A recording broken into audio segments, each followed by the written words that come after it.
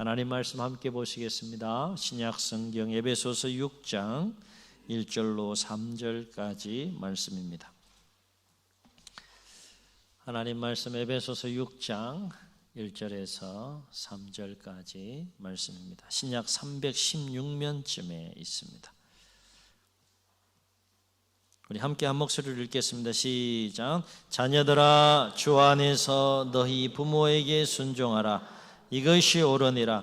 내 아버지와 어머니를 공경하라. 이것은 약속 있는 첫 계명이니 이로써 내가 잘되고 땅에서 장수하리라. 아멘. 한 어머니에게 세 아들이 있었는데 이 한 어머니가 세 아들 훌륭하게 잘 키웠습니다. 그리고 이제 어느덧 세월이 많이 흘러서 어머니의 눈이 잘 보이지 않을 정도로 또 늙게 된 상황이 되었습니다.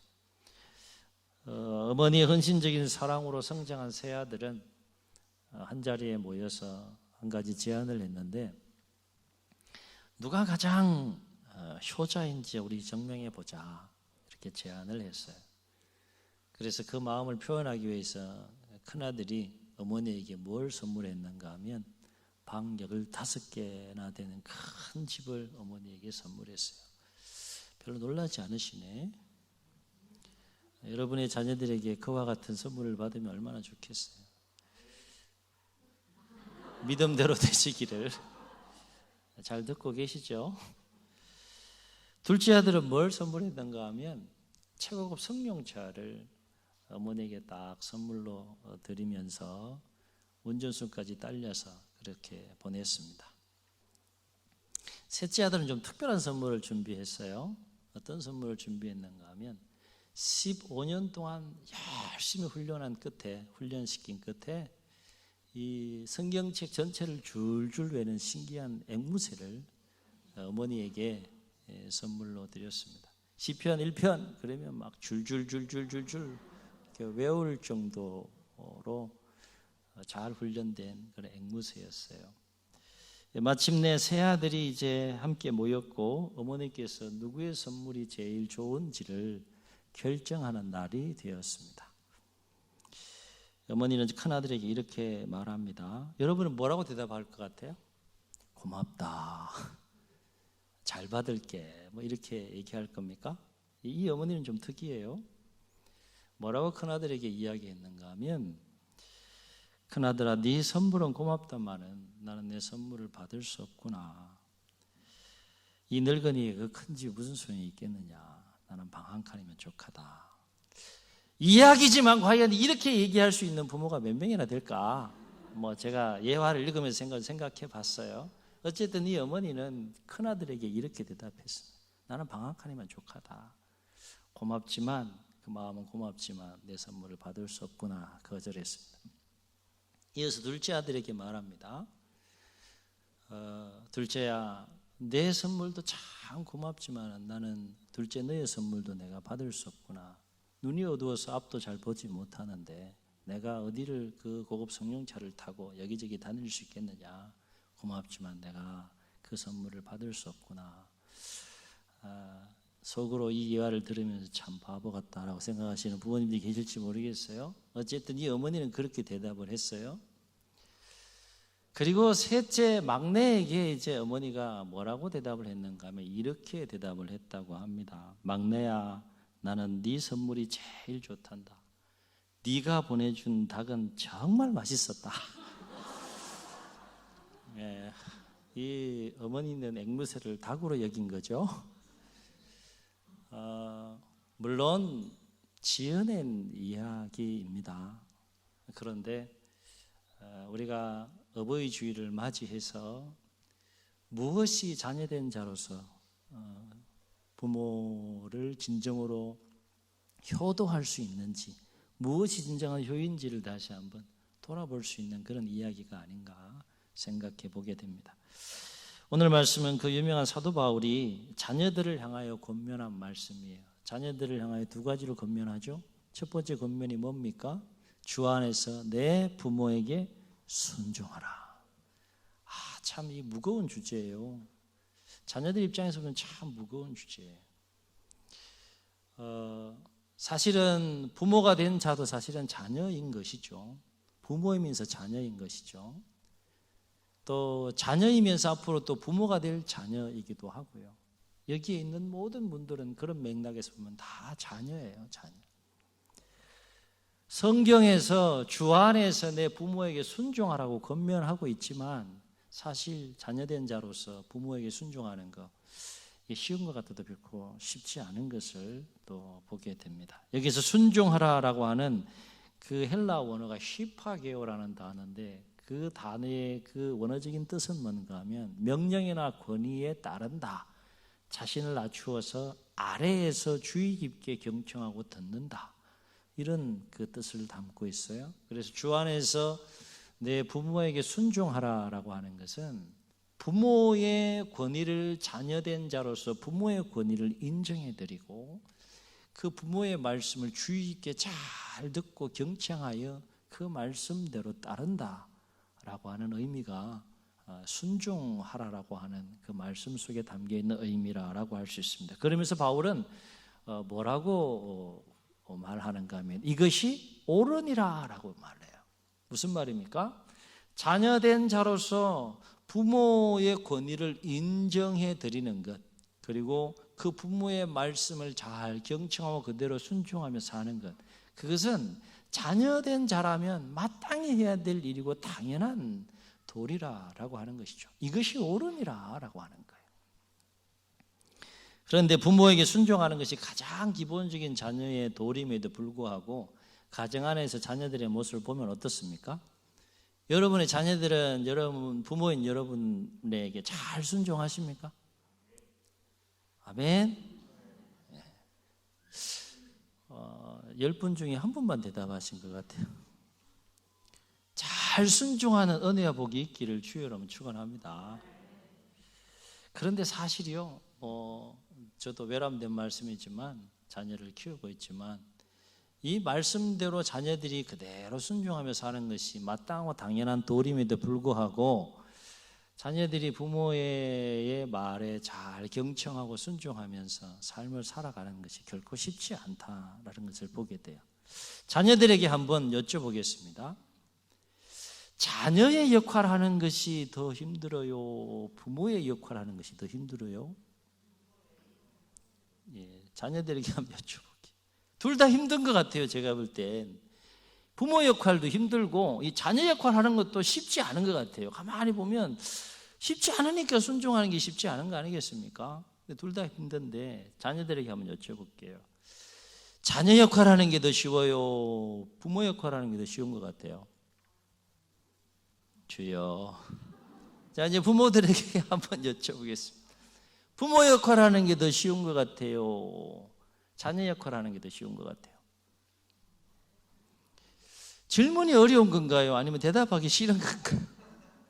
어쨌든 둘 다 어려운 것만은 분명합니다. 그러면 자녀들이 부모에게 순종하는 것이 왜 어려운가? 여러 가지 이유들을 생각해 볼 수 있겠지만 크게 두 가지 이유를 생각해 볼 수 있어요. 첫째는 자녀가 부모의 은혜를 잘 알지 못하고 깨닫지 못하기 때문이다 하는 것이죠. 자녀들 마음속에는 혹 그런 마음을 가지고 있는지 모르겠어요. 내가 자녀니까 마땅히 누릴 거 누리는 거 아니냐. 절대 그런 마음 가지면 안 됩니다. 자녀이긴 하지만 마땅히 누릴 것을 누린다고 생각하게 되면 반드시 부모와의 관계 속에서 또 반드시 갈등이 생길 수 있는 것이고 어려움이 생길 수 있는 것이죠. 또 한 가지, 왜 자녀들이 부모에게 순종하는 것이 그토록 어려운 일인가 가만히 생각해 보면 중요한 또 한 가지 이유가 있는데, 그것은 자녀가 점점 더 성장해 가면서 부모라고 하는 존재가 점점 더 작게 여겨지는 거예요. 어렸을 때는 부모가 하늘 같은 존재죠. 부모 같은 존재가 어디 있어요? 근데 커가면서 자기도 컸다는 거죠. 점점 성장해가고 커가면서 부모라는 존재가 점점 더 작게 여겨지는 거예요. 한마디로 철이 그만큼 늦게 들기 때문이다라고 하는 것이죠. 철이 들 때쯤 되면 세월이 벌써 훌쩍 이렇게 흘러버리는, 그래서 이제 후회하는 그런 모습들을 좀 많이 보게 되는데, 부모의 은혜가 얼마나 귀하고 큰지, 그리고 자녀들을 마음 속에는 부모가 비록 작게 여겨질지 몰라도 그 부모가 얼마나 내 인생에 큰 존재인지 깨닫지 못한다고 한다면 여전히 철이 들지 못한 것이라 할 수 있겠죠.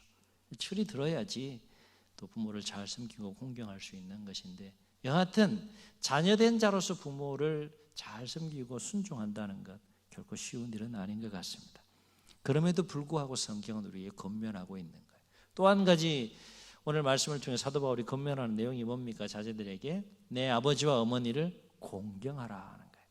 공경하라라고 하는 헬라어는 티마오라는 단어를 쓰는데, 이 티마오라는 단어는 어떤 의미가 있는가 하면 높이 평가한다, 높은 가치를 둔다, 존경한다, 이런 뜻이 담겨 있는 것이 티마오라는 단어입니다. 따라서 너희 부모를 공경하라라고 하는 말씀은 부모의 가치를 어떻게 하라는 겁니까? 부모의 가치와 존재를 높이 평가하고 그 부모를 귀하게 여기고 존경하라라는 그런 권면의 말씀이 되겠습니다. 다시 말해 어떠한 경우에도 부모를 경히 여기거나 업신 여기지 말라라고 하는 거예요. 그런데 비록 자녀된 자라고 할지라도 부모와의 관계 속에서 자신의 부모인데도 불구하고 그 부모를 업신여기고 경히 여기는 경우들이 분명히 있죠. 그런 일이 없으면 성경에서 왜 공경하라고 그렇게 권면하겠습니까? 분명히 있는 거예요.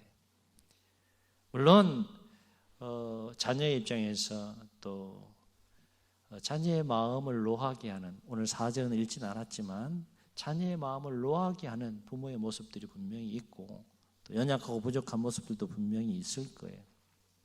그럼에도 불구하고 성경은 자녀들로 하여금 그 부모를 업신여기거나 경히 여기지 말고 아버지와 어머니를 어떻게 하라고요? 공경하라. 그렇게 권면하고 있습니다. 그렇다면 왜 자녀는 부모를 마땅히 공경하는 삶을 살아야 되느냐? 오늘 말씀을 통해 세 가지 중요한 이유를 생각해 봅니다. 첫째는 자녀이기 때문이라는 거죠. 뭐 당연한 얘기를 하는 거냐? 예, 당연한 이야기예요.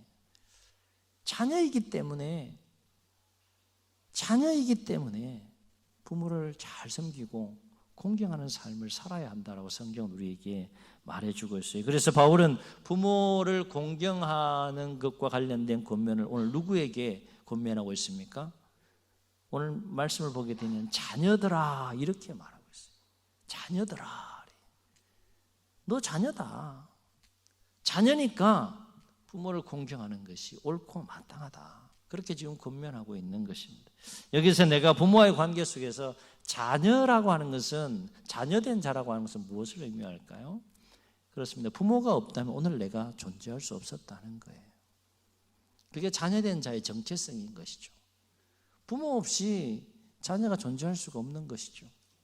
왜냐하면 일단은 부모는 나와 자녀된 나와의 관계 속에서 부모가 어떤 존재입니까? 나를 낳아준 분이에요. 그리고 오랜 세월 동안 그 엄청난 희생과 헌신을 감당해 가면서 세월의 무게를 이겨가면서 그렇게 나를 길러주신 분이 부모이기 때문에 우리는 자녀된 자로서 마땅히 부모를 공경하는 삶을 살아야 된다라고 하는 것이 오늘 권면의 말씀이 되겠습니다. 여러분, 다시 말해서 내가 자녀라고 하는 것은 곧 나를 낳아주시고 길러주신 부모에게 어떤 존재라는 겁니까? 생명을 빚진 자라는 거예요. 생명의 시작이 부모로부터 시작이 된 거죠. 생명과 존재의 뿌리가 부모로부터 시작이 된 거죠. 뿐만 아니라 평생 갚아도 갚을 수 없는 그 사랑에 빚진 자가 바로 자녀된 자라고 하는 거예요. 그게 자녀의 정체성이라는 것입니다. 여러분 한번 생각해 보세요. 생명을 내가 빚졌어요. 그리고 평생을 갚아도 다 갚을 수 없는 사랑을 빚진 자가 부모라는 거예요. 그럼 마땅히 자녀된 자로서 이 두 가지만 가지고도 잘 섬기고 공경하는 삶을 살아야 되지 않겠느냐라고 하는 것입니다. 그렇습니다. 이 세상에 부모 없는 자녀는 없습니다. 그러므로 자녀된 모든 자들은 나를 낳아주시고 길러주신 부모를 향하여서 어떠한 이유에서든지 어떠한 상황에서든지 그 부모를 과소평가하거나 업신여기거나 하지 말아야 할 것이며 마땅히 공경하는 삶을 살아야 할 줄로 믿습니다. 사랑하는 자녀 여러분, 나를 낳아주시고 길러주신 것만으로도 충분히 우리 부모님들은 공경의 대상이 되지 않습니까? 한번 생각해 보시죠. 자녀된 여러분 자신의 모습을 가만히 생각해 보세요. 만약에 여러분의 부모가 아니라면 그 엄청난 희생과 헌신의 삶을 과연 감당해냈겠는가라고 하는 거예요. 부모이니까 감당해낸 거 아니겠습니까? 부모이니까 가능한 거 아니겠습니까? 그만큼 부모는 엄청난 존재라는 거예요. 깨닫지 못할 뿐이지, 망각할 뿐이지, 내가 당연하게 누릴 것을 누린다고 생각할 뿐이지, 내가 성장해가면서 부모가 작게 보이고 여겨질 뿐이지, 사실은 알고 보면 그 생명의 시작이고 뿌리가 되는 부모, 모든 희생과 헌신을 각오하며 자신의 인생까지도 내려놓고 그 양육과 돌봄의 그 책임과 사명을 감당한 그 지나온 세월들의 부모의 삶을 생각해 보게 되면 사실 부모는 엄청난 존재인 것이죠. 이건 하나님도 인정한 그런 위치에 있는 자가 바로 부모라고 하는 것입니다. 자녀된 자는 그러므로 마땅히 부모를 공경하는 삶을 살아가야 할 줄로 믿습니다. 왜 자녀는 부모를 마땅히 공경하는 삶을 살아야 되느냐? 두 번째 중요한 이유를 생각해 볼 수 있는데, 그것은 부모를 공경할 때 행복한 가정을 이룰 수 있다는 거예요. 자녀가 부모를 공경하는 것은 단순히 자녀가 부모를 공경하는 것으로 끝나는 것이 아니고 가정이 세워지느냐 무너지느냐의 문제와 연결되어 있다는 겁니다. 가정 안에는 하나님께서 부여하신 거룩한 권위와 질서라는 것이 있어요. 하나님이 부여한 권위가 있고 가정 안에 하나님이 부여한 질서라는 것이 있습니다. 그 중에서 가장 큰 권위와 질서는 자녀들이 부모를 잘 섬기고 공경하는 거예요. 왜냐하면 여기는 두 가지 중요한 이유가 있는데, 자녀가 부모를 잘 공경하고 섬기지 않으면 가정이 무너지기 때문이다. 여러분, 가정이 무너지게 되면 어떤 현상이 발생할까요? 하나님 입장에서 보면 하나님 창조한 모든 창조 질서가 다 무너지는 거예요. 그만큼 하나님에게 있어서 가정은 굉장히 중요한 공동체인 것이죠. 그 가정이 건강하고 행복한 공동체로 세워지기 위해서는 자녀들이 부모를 잘 섬기고 공경하는 삶을 살아야 된다는 거예요. 여기서 주목할 것은 자녀가 부모를 공경하는 삶을 살지 않으면 부모 세대의 가정만 무너지는 것이 아니라 자녀 세대의 가정도 무너지는 것을 성경을 통해서 보게 되죠. 부모를 잘 섬기지 못하는 그 자녀의 가정이 나중에 부모가 돼서 가정을 이룰 때 그 가정이 잘 세워지겠습니까? 또 한 가지 영적인 안목에서 볼 때 이보다 더 중요한 이유가 있어요. 자녀가 부모를 잘 섬기고 공경함으로 행복한 가정을 이루어 가야 할 영적인 안목에서 바라볼 때 더 중요한 이유가 있어요. 그것은 뭔가 하면 가정 안에서 자녀가 부모를 공경하는 법을 배우지 않으면 결코 하나님을 경외하는 삶을 살 수 없기 때문이다 하는 것입니다. 자녀가 부모를 공경하는 삶은 그것으로 끝나지 않고, 세상 사람들은 그 윤리와 도덕 차원에서 멈출지 모르겠지만 우리 하나님의 자녀와 백성들은 자녀와 부모의 관계가 누구랑 연결되는 겁니까? 하나님과 연결되는 것이죠. 하나님과.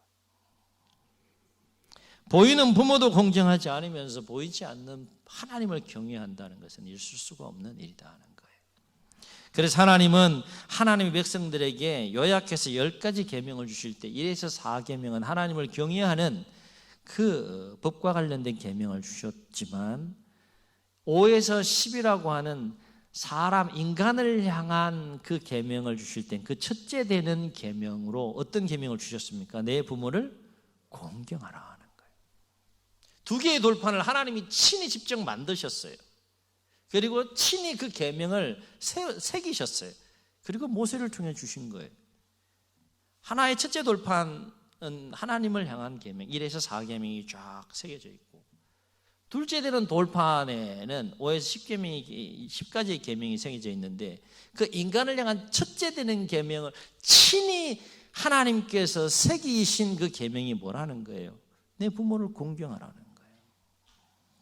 왜 하나님은 인간을 향한 그 첫째 되는 계명에 내 부모를 공경하라고 하는 그 계명을 새기셨을까?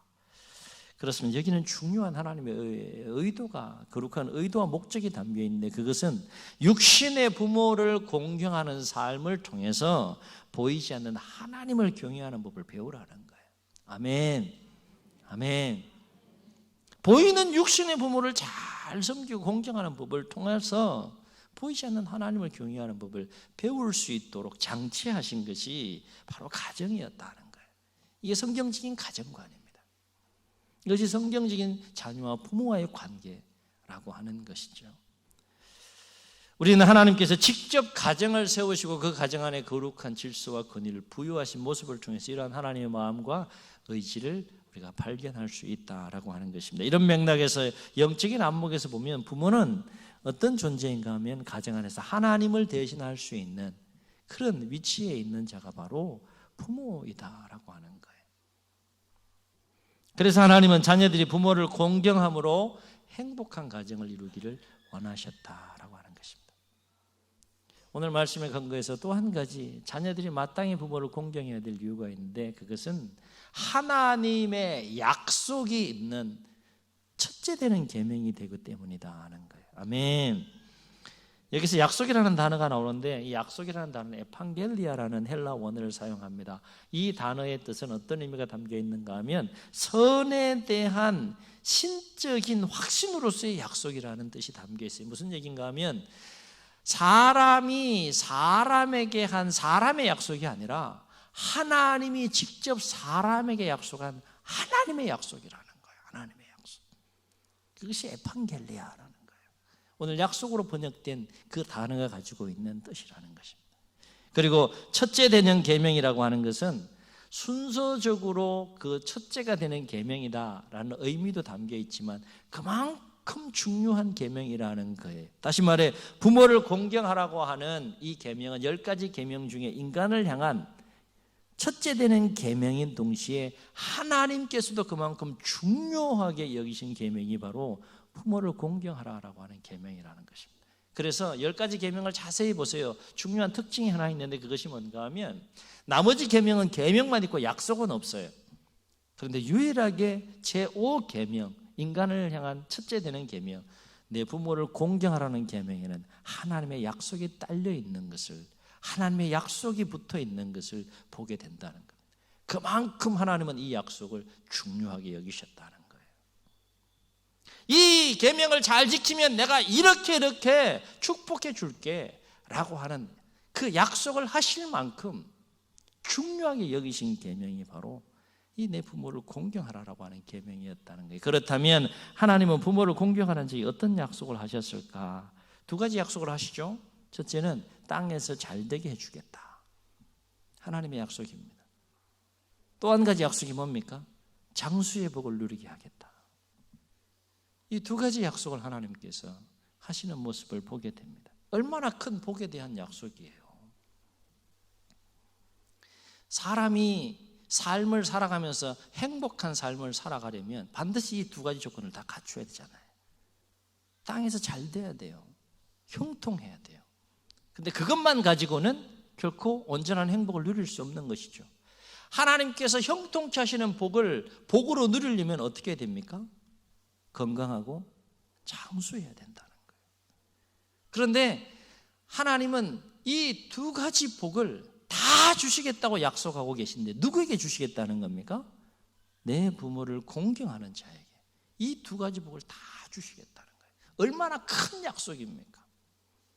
하나님께서 사람에게 약속하고 있는 얼마나 큰 약속이에요.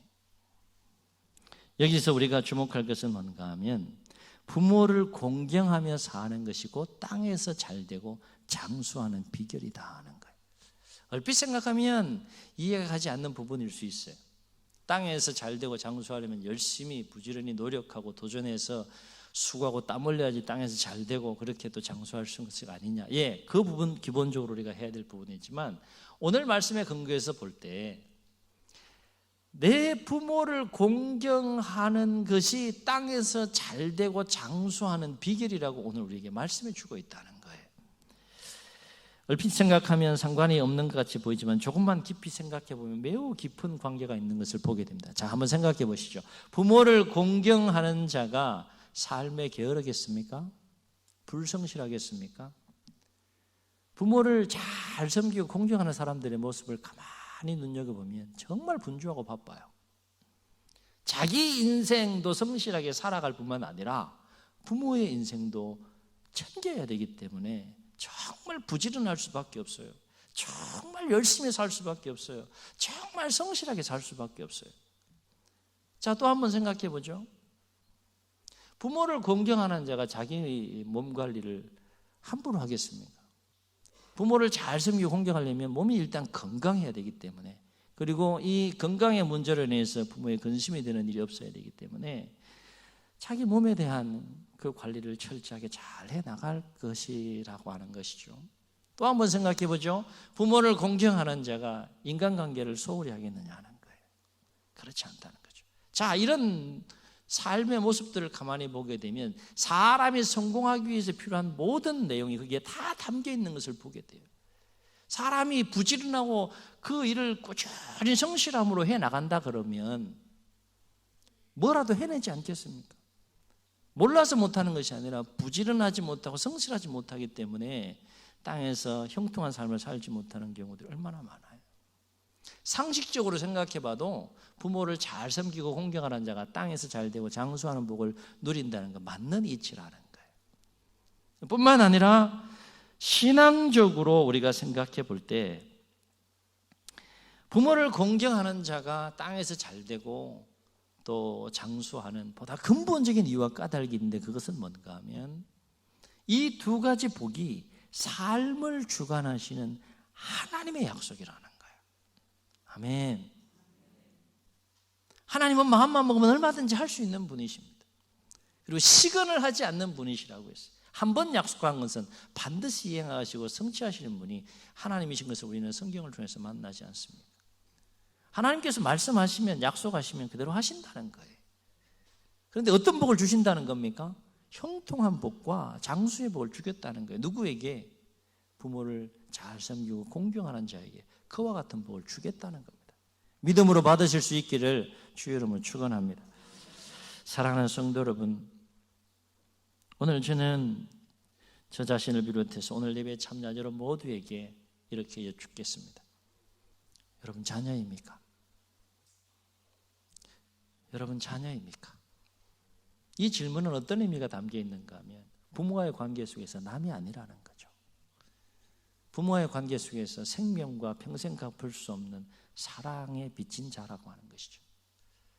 여러분 자녀입니까? 그렇다면 마땅히 부모를 공경하는 삶을 살아야 하지 않겠습니까? 물론 자녀된 자로서 오늘 성경 말씀대로 부모를 잘 섬기고 공경해야 하는 그 마음, 그 모르는 건 아니지만 현실적으로 부모를 잘 섬기고 공경하는데 여러 가지 어려움들이 있을 거예요. 관계의 어려움부터 시작해서 상황의 여러 가지 어려운 부분들이 분명히 있을 것입니다. 마음먹은 대로 다 할 수 있으면 얼마나 좋겠어요. 그래서 우리는 누구의 도움이 필요한 겁니까? 하나님의 도움이 필요한 것이죠. 바로 없기는 알고 깨달은 말씀대로 부모를 섬기고 공경하는 일에 현실적으로 많은 어려움과 또 장애물이 있다고 할지라도 기도하시면서 하나님의 도움을 구하시면서 자녀된 자로서 부모를 잘 섬기고 공경하는 삶에 최선을 다할 수 있기를 주의 이름으로 축원합니다. 그래서 하나님의 도우심 속에 여러분이 부모를 잘 섬기고 공경함으로 오늘 약속하신, 부모를 공경하는 자에게 약속하신 하나님의 약속의 말씀대로 자녀된 여러분의 개개인의 삶이 잘 되고 장수의 복을 누릴 뿐만 아니라 여러분의 부모 세대와 여러분의 자녀 세대에 계속해서 이어서 행복한 믿음의 가정을 세워갈 수 있는 은혜와 복을 누리실 수 있기를 주의 이름으로 축원합니다. 축원합니다. 이 시간 우리 말씀을 기억하시면서 또 우리 부모님의 은혜와 사랑을 또 기억하고 하면서 우리 어버이 은혜 함께 노래하고 또 기도하는 시간 갖도록 하겠습니다.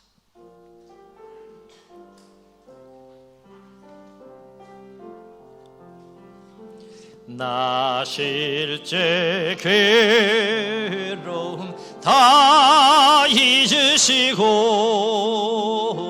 길을 제발 마음 진 자리 마른 자리 가라니시며 손발이 다 닳도록 고생하시네. 하늘 아래 그 무엇이 넓다리요. 어버이의 희생은 하이없어라. 어려선 안고 업고 흘러주시고 자라선 분기되어 기다리는 맘 알을 싸 그릇 될 싸 자식 생각에 고우시던 이마 위에 주름이 가득 땅 위에 그 무엇이 높다리요. 어버이의 정성은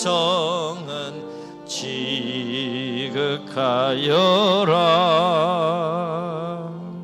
주인 눈을 감으시겠습니다. 자녀이십니까? 자녀된 자로서 부모의 모습을 볼 때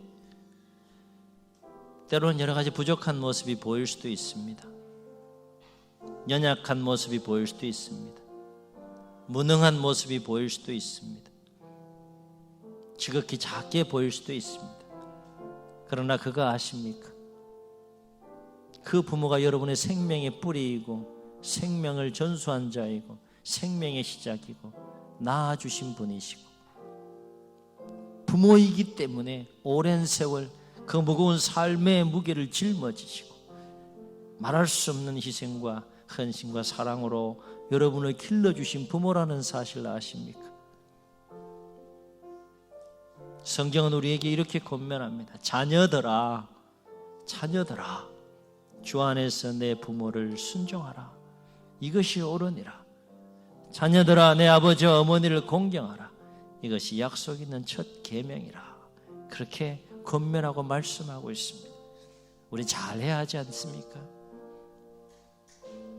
부모를 잘 섬기고 공경함으로 하나님의 약속대로 우리에게 땅에서 잘되고 장수의 복을 누릴 뿐만 아니라 그래서 자녀의 마음속에도 기쁨이 넘치고 부모의 마음속에도 자녀로 인하여 기쁨이 넘치고 부모 세대를 이어서 자녀 세대에 더욱더 견고한 행복한 가정을 세워가야 되지 않겠습니까?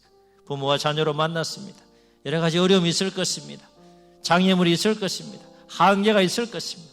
주여 도와주셔서 부모는 부모의 위치에서 자녀의 노여움이 되는 삶을 살지 않게 하시고 자녀는 자녀된 위치에서 부모를 잘 섬기고 공경하는 삶을 통해 하나님이 기뻐하시는 행복한 가정을 세워갈 수 있도록 도와주옵소서. 이런 마음을 담아서 우리 말씀을 기억하면 주님 세움 부르시고 통성으로 기도합니다.